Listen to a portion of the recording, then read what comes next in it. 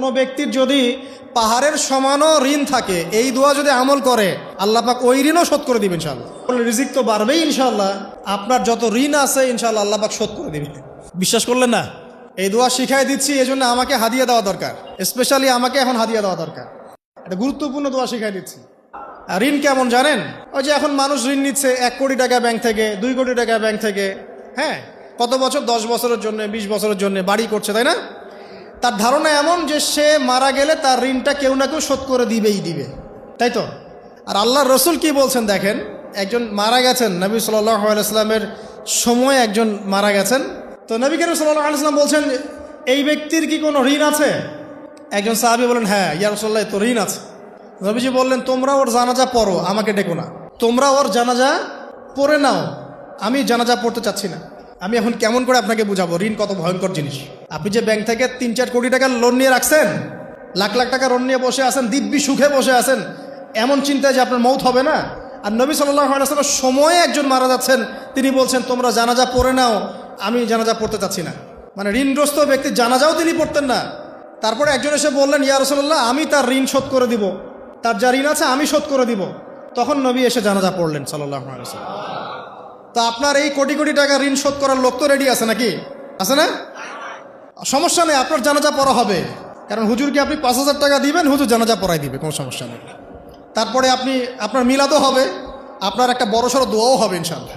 কিন্তু আল্লাহ পাক বলেছেন যে শহীদ, আল্লাহর পথে যুদ্ধ করে শহীদ হয়েছে, এই ব্যক্তির আত্মাও ঝুলে থাকে যতক্ষণ পর্যন্ত না তার ঋণটা শোধ করা হয়। এবার বলেন আমি কি বুঝাবো আপনাকে? আর কিছু বলতে হবে?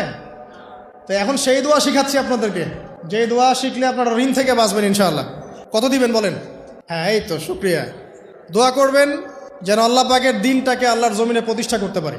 আমার সাথে বলেন, দোয়াটা হচ্ছে আল্লাহুম্মা ইকফিনি বিহালালিকা আন হারামিকা ওয়া আগনিনি বিফদলিকা আম্মান সিওয়াকা। এই দোয়াটা ছোট না, এটা মুখস্থ করবেন, সেজদায় পড়বেন, নামাজের সেজদায় পড়বেন, আত্তাহিয়াতু দরুদ শেষ তারপরে পড়বেন, নামাজ শেষে হাত তুলে করবেন, যখন তখন শেষ রাত্রে করবেন। ইনশাআল্লাহ দেখবেন আপনার ঋণ বলতে কিছু থাকবে না ইনশাআল্লাহ। যদি থাকেও, বড় কোনো ঋণ থাকেও, আল্লাহ পাক অন্য কোনো মাধ্যমে এটা শোধ করার ব্যবস্থা করে দিবেন ইনশাআল্লাহ। আমার জীবনে এমন ঘটনাও ঘটেছে, এটা এখন গল্পটা মনে পড়ে গেল তাই বলছি, যে 1,20,000 টাকা ঋণ আছে আমার, শোধ করার কোনো অপশন নাই। আচ্ছা, আমার চোখে ধরা পড়ছে না যে 1,20,000 টাকা আমি কেমনে দিব। কি হলো, হঠাৎ করে আমরা একটা সার্কুলার দেখলাম যে সারা বাংলাদেশে ইসলামিক ট্যালেন্ট খোঁজা হচ্ছে।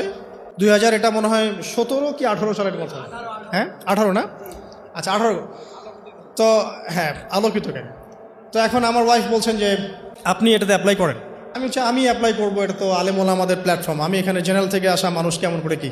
তো সে বলছেন না, আপনি পারবেন ইনশাল্লাহ, আপনি পড়াশোনা করেন, ইনশাল্লাহ পারবেন। তো আমি দেখছি আগে প্রাইস কি আছে, কষ্ট তো করবো, আগে দেখি পুরস্কারটা কি। তো পুরস্কারটা দেখছি যে একটা ওমরা করাবে। ওমরা করা তো যে কারোর জন্য একটা মানে স্বপ্নের ব্যাপার না। ওমরা করা তো সবাই আমরা খুব পছন্দ করি, আল্লাহ পাক আমাদেরকে বেশি বেশি ওমরা করার তৌফিক দেখ। আর লেখা আছে যে ফার্স্ট প্রাইজ 3 লাখ টাকা, second prize 2 lakh, third prize হচ্ছে 1 লাখ টাকা। আচ্ছা ঠিক আছে। তারপর টানা 4 কি 5 মাস দৈনিক 10 থেকে 12 ঘন্টা করে পড়েছে। টানা 4 থেকে 5 মাস দৈনিক 10 থেকে 12 ঘন্টা, নাওয়া খাওয়া সব ওখানেই। আর যতটা সহজ মনে করছেন আসলে কিন্তু প্রতিযোগিতা অত সহজ নয়। আসলে যে কোনো জায়গা থেকে প্রশ্ন আসতে পারে, আকিদা, সিরাত, ইতিহাস, এটা ওইটা অনেক টপিক, প্রায় 36টা বিভাগ আছে। তো আলহামদুলিল্লাহ কিভাবে জানি আস্তে আস্তে উঠতে পারলাম। গিয়ে দেখলাম যে হ্যাঁ, টিভি রাউন্ডে চলে গেছি। আমি তেমন কিছুই করি নাই, আমি শুধু পরিশ্রম করেছি, আল্লাহর কাছে বেশি থেকে বেশি দোয়া করেছি যে আল্লাহ আমার ঋণ আছে, ঋণ শোধ করতে হবে একটা। এবং আমি চাচ্ছি যে এই প্রোগ্রামের মধ্য দিয়ে দিনের একটা বড় সার্কেল পাওয়া যায়, দিনই প্ল্যাটফর্ম পাওয়া যায়। তো আলহামদুলিল্লাহ আল্লাহ পাকের ইচ্ছায় সেখানে একটা ভালো রেজাল্ট হলো, এবং সেখানে ওমরাও করা হলো আলহামদুলিল্লাহ। এবং ক্যাশ তারা খুব তাড়াতাড়ি দিয়ে দিয়েছে। আমি পুরো ক্যাশটা আগে পেয়েই আগে ঋণটা শোধ। এখন এই সময় কিন্তু আমি দোয়াটা করেছি, আল্লাহুম্মা কফিনি বিহালালিকা আন হারামিক ওয়া আগনিনি বিফদলিকা আম্মান সিওয়াক। দেখেন, আমি কিন্তু জানতামও না এমন কোনো প্রতিযোগিতা হবে, আমি সেখানে পার্টিসিপেট করব, ওই ওসিলায় ওমরা করব, ওই ওসিলায় আবার ঋণও শোধ হবে, আমার কিন্তু মাথায় ছিল না। এটাই হচ্ছে আল্লাহ পাকের সেই আয়াত, যে ওয়া মান ইয়াত্তাকিল্লাহ ইয়াজআল লাহু মাখরাজা। আল্লাহ পাককে যে ভয় করবে, আল্লাহ পাক তার জন্য রাস্তা খুলে দিবেন ইনশাআল্লাহ। ওয়া ইয়ারযুকুহু মিন হাইসু লা ইয়াহতাসিব, এবং এমন উৎস থেকে আল্লাহ পাক রিজিক দিবেন যেটা সে কল্পনাও করতে পারে না। এটা আল্লাহ তাওয়াক্কুল রাখেন জাস্ট। ওই ইসমাইল আলাইহিস সালামের মায়ের মতো হাজরা আলাইহিস সালাম ইব্রাহিম আলাইহিস সালামকে বলছেন, আপনি আমাকে এখানে ছেড়ে যাচ্ছেন কি জন্যে? ইব্রাহিম বলছেন আল্লাহর আদেশে। তখন তিনি বলছেন, তাহলে আল্লাহ আমাকে ফেলে দিবেন ইনশাআল্লাহ। সেই মায়ের গর্ভ থেকে ইসমাইলের মতো সন্তানের জন্ম হলো, যেই সন্তানকে বাবা বলছে যে আমি তোমাকে জবাই করছি, স্বপ্নে দেখেছি, ফানজুর মাদা তারা, তোমার রায় কি? সে বলছে ইয়া আবাতি ফাআল মা তু'মার, আপনাকে যে আদেশ করা হয়েছে আপনি সেটাই করেন। সাতাজিদুনি ইনশাআল্লাহু মিনাস সাবিরিন, ইনশাআল্লাহ আপনি আমাকে ধৈর্যশীল পাবেন। দেখেন কোন মায়ের গর্ভ থেকে কোন সন্তান। তাকে কি বাবা মানুষ করেছিলেন? না, তাকে তার মা মানুষ করেছে।